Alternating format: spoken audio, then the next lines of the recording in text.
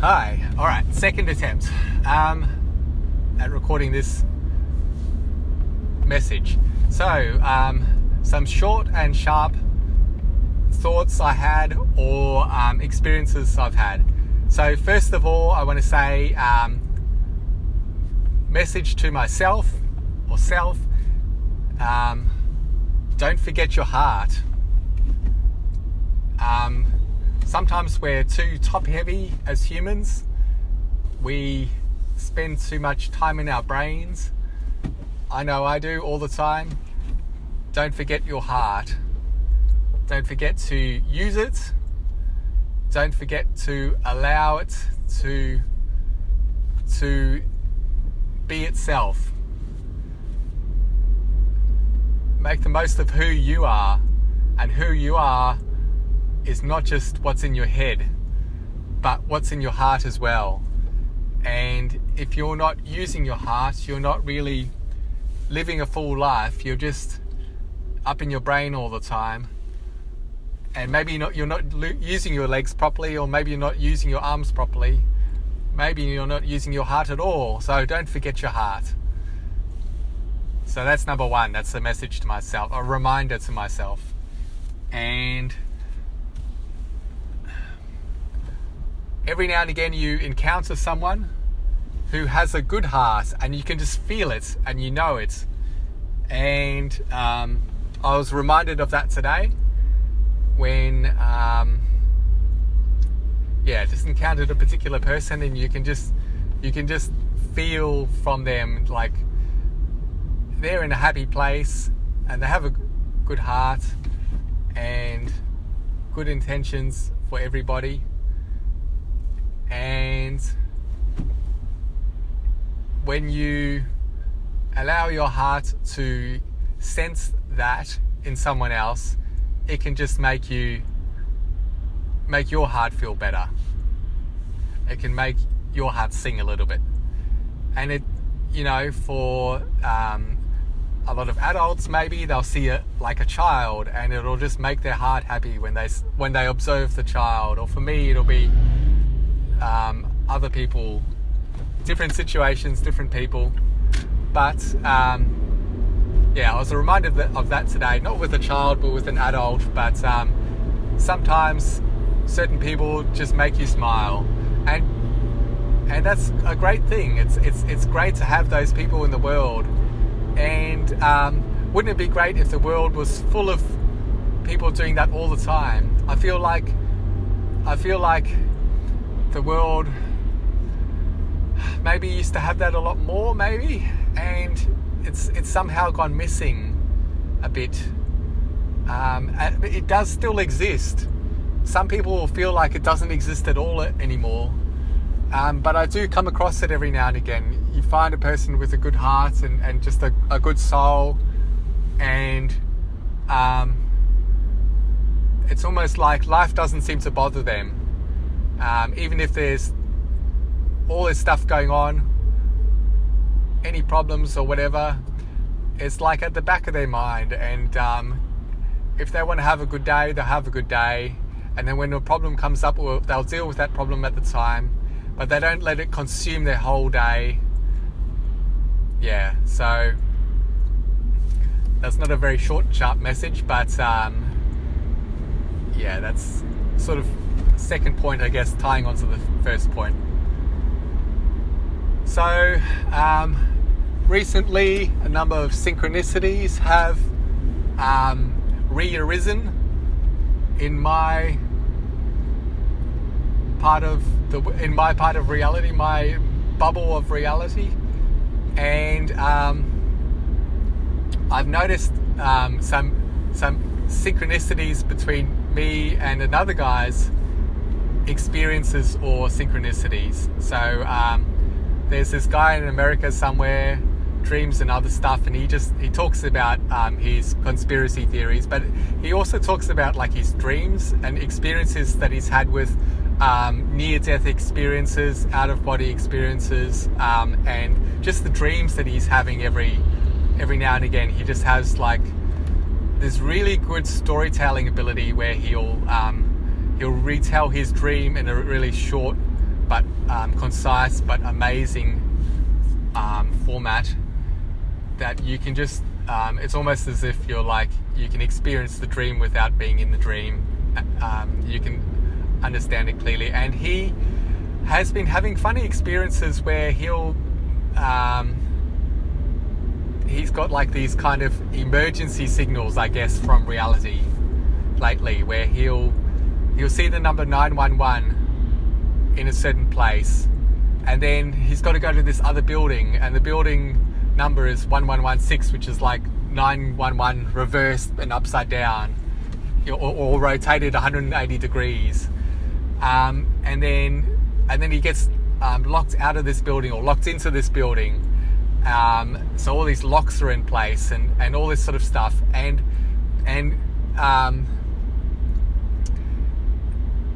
he's getting like these emergency messages at the same time that like I've been seeing the number 1119 for a while, like for maybe 6 months or a year, and then kind of like disappeared for quite a while. Like I didn't really see it too often, like very rarely, but I did see it every now and again.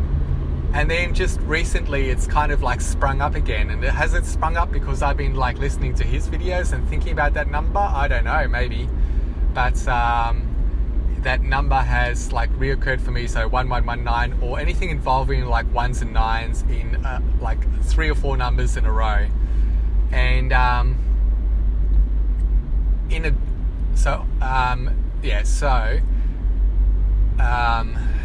like I'll see the clock. I looked at the clock today. I was just working away. I wasn't watching the time for about an hour, and then I thought, oh, I've got to go outside or something. What's the time? Looked at the clock. It was 119. So that's like a common sort of thing. Or I could see it in different places. Like sometimes you go and buy something, and then the price is 119 or 191 or something like that. And so I've been having these synchronicities where my numbers kind of match up with his numbers. But then also, like, I've been talking to him and saying that it feels like the reality that we're living in, this system, this dream world, this matrix world, this place that we find ourselves in, it feels like it's full of locks. Like we keep repeating the same loops over and over and over. And it just so happens that I watched like Thor a couple of weeks ago. It was on TV. Thor, the movie, was on TV. And then the bad but not very bad character called Loki comes on, and he's like the god of mischief. So for some reason I googled Loki for whatever reason. I can't remember now, but in there you look on Wikipedia and you're reading all this stuff about Loki, and it's like basically his name derives from this old European god from thousands of years ago or whatever. But if you look at how the word evolved, it basically his name L-O-K-I, Loki, is connected to the word lock. So the word lock that we have in our reality, like you put a lock on a door, a lock on a chain, like a lock, all sorts of locks. But it's also connected to the word loop. So I've gone off on a tangent here, but locks and loops are kind of connected via this Loki, god of mischief idea. So I thought that was interesting.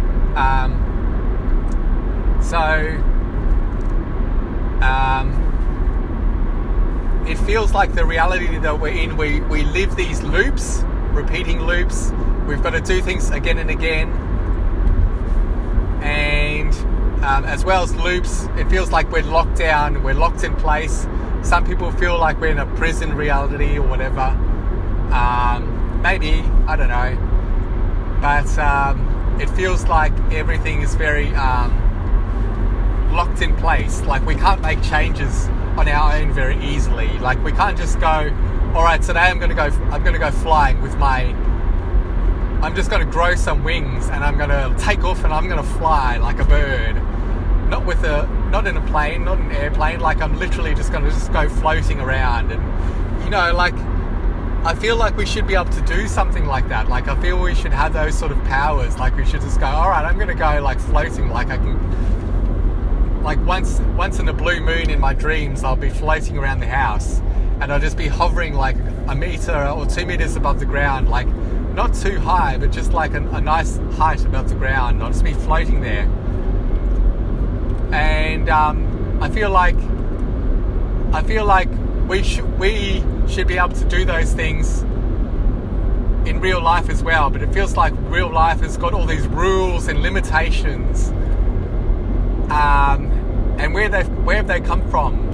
Have we put them in place thousands of years ago, or like are those rules that we take for granted, that we accept as fact?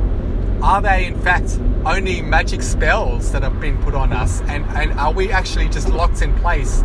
Are we locked to this 3D physical existence where we feel like we cannot do anything except jump a certain height in the air and run a certain distance before we get tired, and like we have all these limitations and we just accept them, and we feel like that is our life, and like we can't overcome them, we can't break them. When we do try to, we just get locked down by these limitations, and like we've got these locks in place where it's like something it literally limits you, and are those limitations only in the mind? Like, where do those limitations come from? Where are those locks? So I've gone on a big ramble tangent here, but I needed to explain it. So there are these locks in reality. It feels like these rules that have been put in place, these laws, these walls,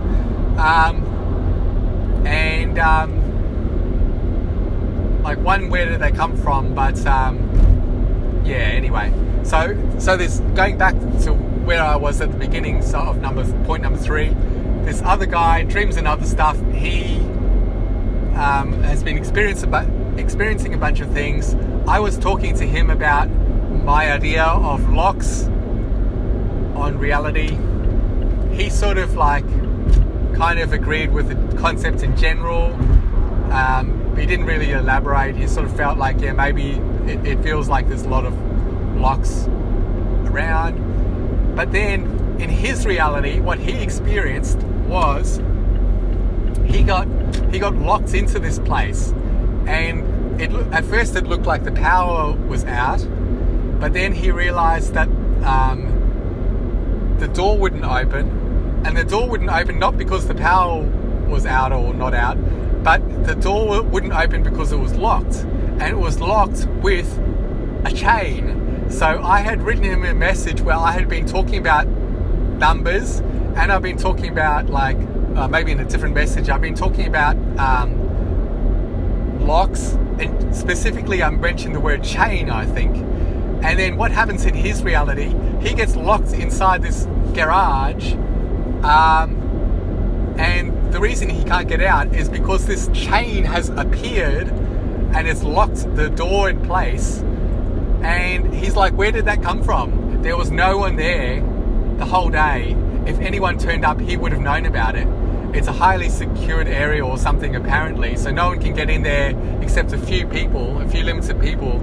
And it was a Sunday and there was no one working that day.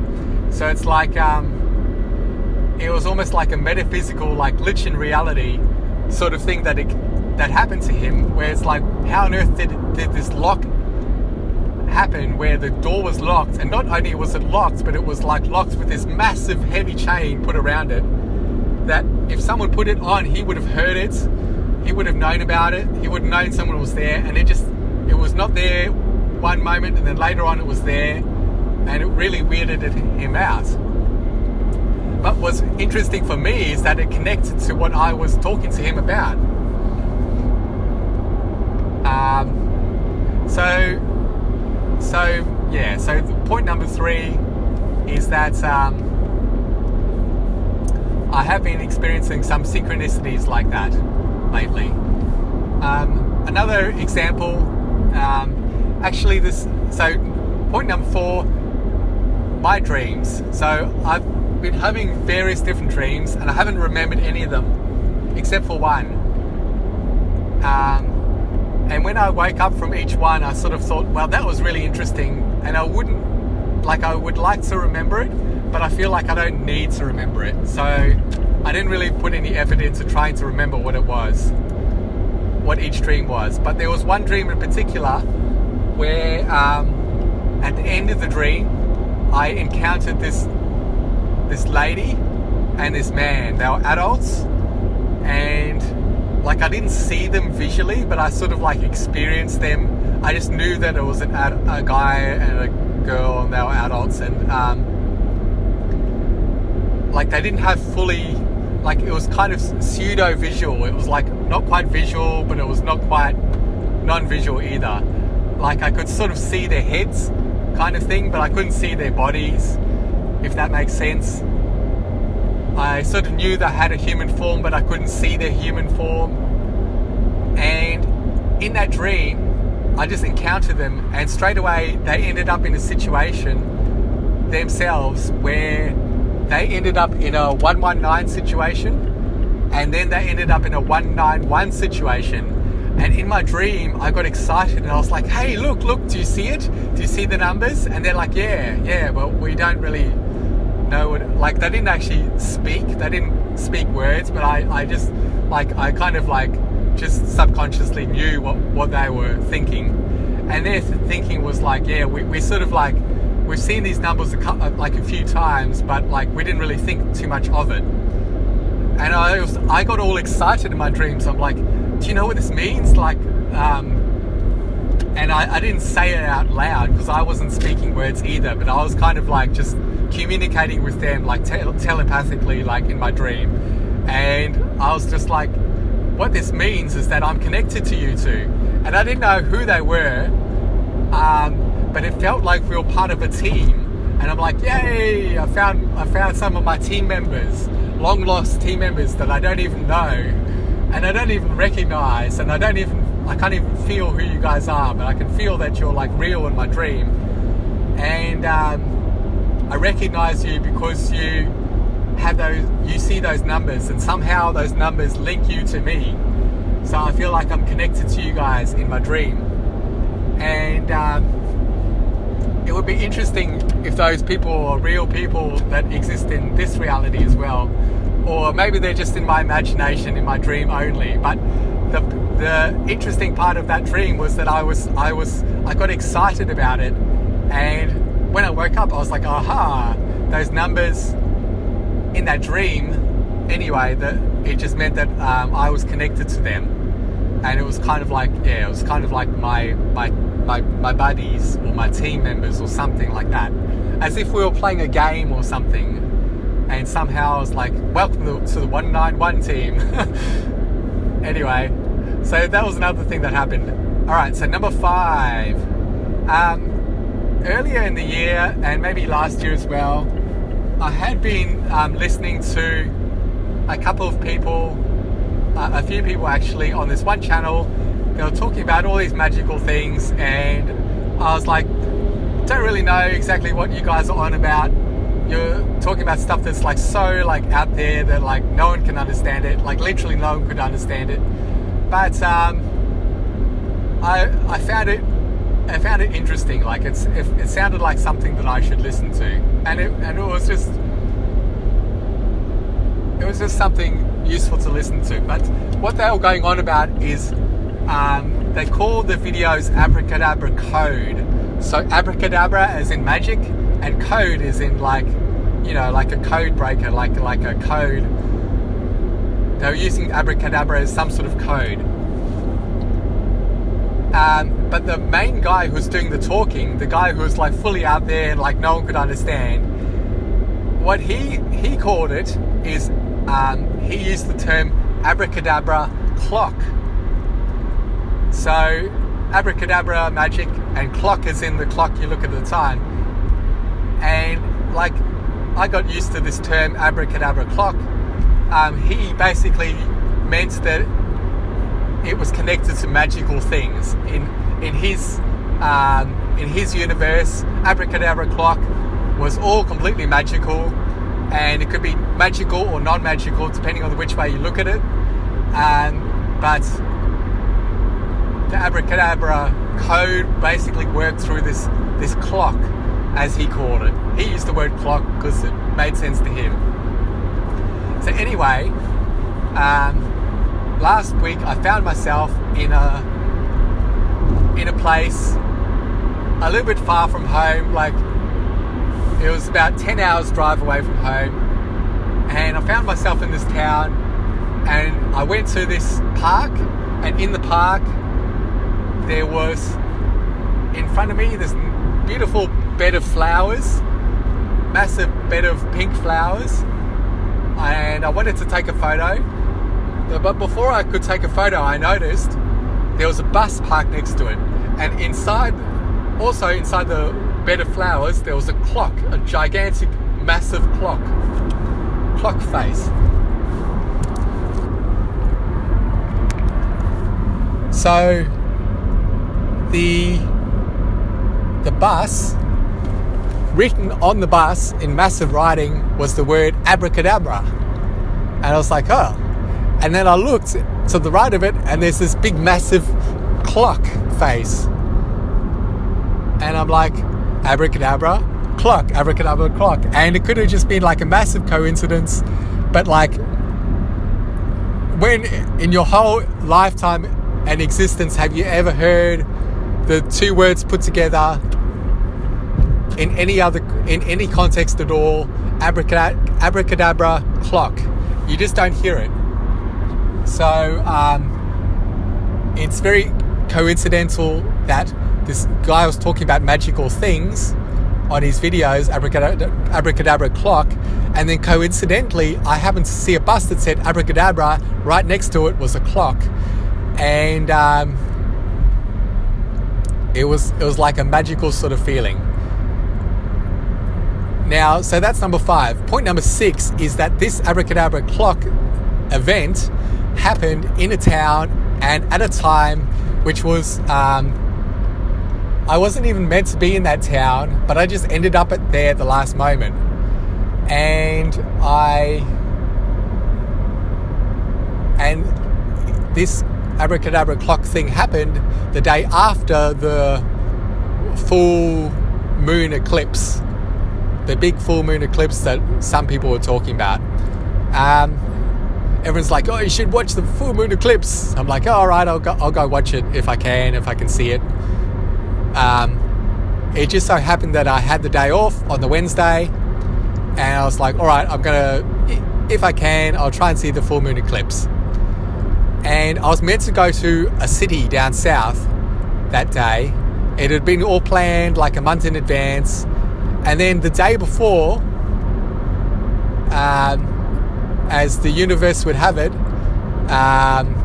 all this, people coughing stuff happened.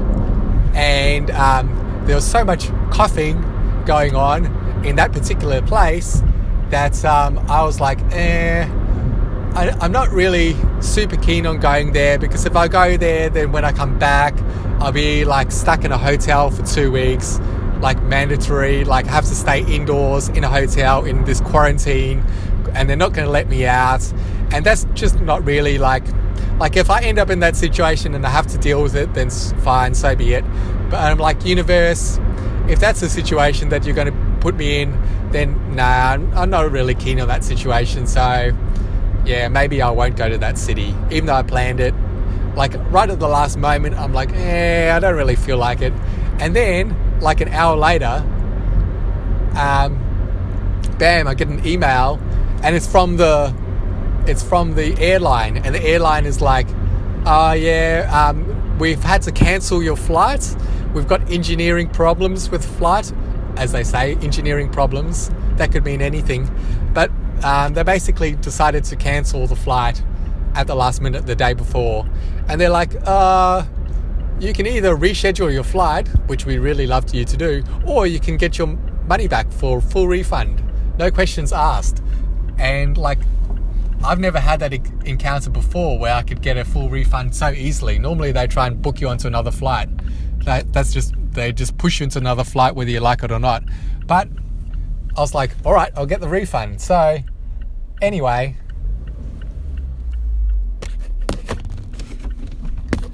basically, as it turns out, I didn't end up going to that city. Maybe it was meant to be, maybe it was not meant to be, sort of thing. Maybe I was not meant to go to that city. Maybe it was not the right time. Whatever. Maybe I just didn't feel like going to the city. I don't know. But as luck would have it, not only did I end up not going to that city, which ended up being a really, really good decision, because otherwise I would be like screwed right now. But also, the airline was like, we'll refund all your money. So I didn't lose any money. So that was good. And the hotel was pre-booked, but not prepaid. So didn't lose any money there. And because everything was planned in advance and I had 3 days off, we decided at the last moment, all right, we'll go to this other town, which is like a 10-hour drive away. And we're like, all right, tomorrow we're just going to go. So on the Wednesday, we drove the whole day and we got to this town, checked into the hotel, and I'm standing on the balcony looking outside the hotel, and it's just starting to get dark. Like it's 5 o'clock or 6 o'clock and it's just starting to get dark. Or it's dark enough that you can see the stars, put it that way. And I'm looking at the sky. Something just makes me think I should look at the sky. So I look at the sky and bam, I see a shooting star. And I'm like, wow, shooting star. It's not a meteor. I don't think. It was like one of those really fast ones that just goes and then it disappears. Like only lasted a second. Like not one of those slow burning sort of meteors that like I saw one of them like a couple of years ago. Or two of them a couple of years ago. Apparently when you see a shooting star, it means that your life is going to change soon, or like there's going to be some sort of change in the world or some sort of change in things. So I saw a shooting star. I was like, awesome, good. That's I'll take that as a good sign. So that was on the Wednesday. Then, so what am I up to? Number 7 now. So on the Wednesday night, so this is only like 3 hours or so afterwards, after I saw the shooting star, I happened to be in this town, and I couldn't be in a better place to see the full moon lunar eclipse, the blood moon eclipse as they call it, whatever. Like, I've never heard the term until a few years ago, blood moon eclipse, but whatever. Anyway. So I realized as I was watching it, well, firstly, I was in the best place of all, because I didn't have to travel far. I went out of the hotel, across the road, down the stairs, and I was in this amazing park right by the river, and it was nighttime. There was no one around. It was just me in the whole park, and I found this park bench, and I sat on the bench, and I had this beautiful view of the trees overlooking this river, and then beautiful view, and then right above me was the moon, and it was a lunar eclipse. And I realized when I saw it, I was like, this is the first time I've ever seen a full moon eclipse in my whole life. Like there have been like maybe 5 or 6 times in my life where I've attempted to see it, but it's always been cloudy, or it's the wrong time of the day, or it's like 3 o'clock in the morning, and it just whatever. For most of the time it's cloudy, but for whatever reason it just never ends up happening. I can never see it. But this was the first time in my life I actually got to see the full lunar eclipse, and it was just like perfect view, like right above me. So I'm like, all right, if I have, people say that maybe the the moon has some sort of like magical, mystical powers or something. So I'm like, all right, if I have any kind of like magical powers within me, and given that there was a shooting star and I should make a wish and all this sort of thing, I'm just like, all right, I'm going to make a wish now. I'm going to like, any power that's within me come out now and like, and make my wish come true. So I was like, all right, so basically my main focus of the wish, my wish was not very like concise and focused. It was all a bit wishy-washy, but the general sort of vibe of it was, what I wish for is if there's any evil in this world, unnecessary evil that's evil just for the purpose of being evil, and not for teaching someone, not for spiritual advancement, evil that's evil for evil's sake, that's holding people back and locking us down. What I basically wished for is I wished for some of the locks within reality to slowly unbind themselves, and for any evil that's evil for evil's sake to just tone it down for a while, like just, to allow ourselves to be in a world where there may be a world where good things and bad things happen still, perhaps, but we should be able to live in a world where bad things happen that exist to help us grow, to help us spiritually in some way. And if they don't, if there's just people that are being evil just for the sake of being evil, and they are just hurting people unnecessarily, I want that to stop. I want it to be revealed, and I want it to stop. And if people are doing evil things, if there's evil magic that is locking us down unnecessarily, that's hindering our growth, that's stopping people's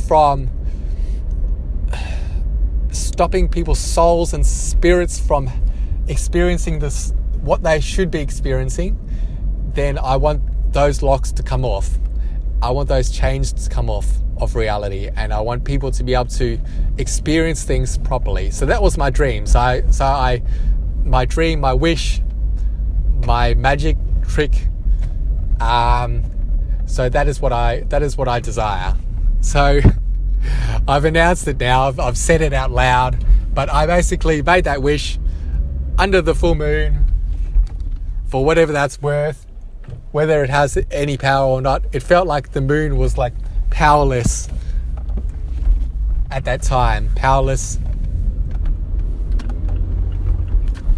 without its full power or something. It felt like I could just see reality a little bit more clearly for what it really was, without the distraction of the moon, perhaps. I didn't really get a good feel at all of what the moon was about, but that was just my imagination was that. Yeah, I just imagined that dream, that world. And I have been noticing lately that there have been a lot of people that have, a lot of good-natured people that have either, with really good hearts, that have seemed to have either disappeared off the face of the planet. One person in particular seems to have disappeared. Or good-natured, well-meaning people have just too much heartache, too many problems, and I just wish for those people to have a good experience, a good time, for,